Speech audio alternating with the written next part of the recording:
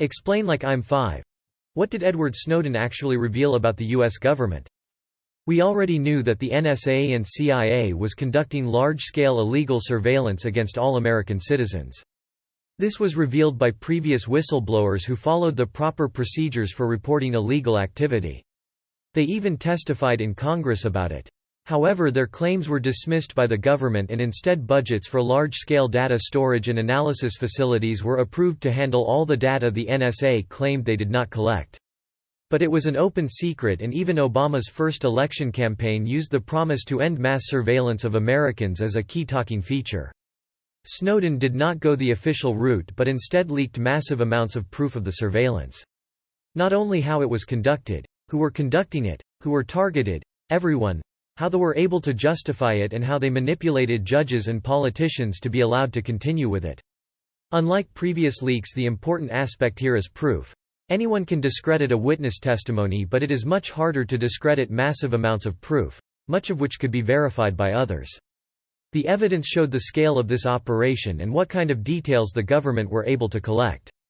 And not only were American governments doing this, but they were cooperating with intelligence agencies in other countries doing the same thing there as well. And when Obama said to end mass surveillance, the Snowden documents showed that the opposite was true and that the efforts just increased after he took office. What was an even more shocking revelation was that even with so much proof of illegal activity, nobody was held responsible. None of the people involved in the massive government surveillance have been put to questioning over it, and they are continuing like they did before.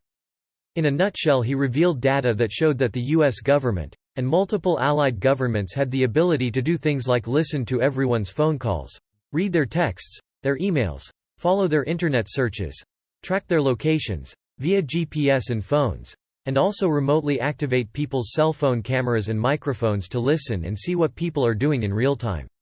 In short, it was estimated that the data revealed that the U.S. and its allies had transparency into roughly 80% of all digital communications in the U.S.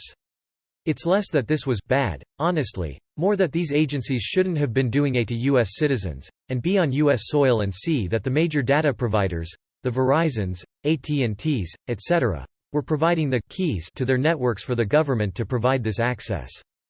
The government was not only actively listening to calls and reading emails, they were tracking metadata of nearly all Americans.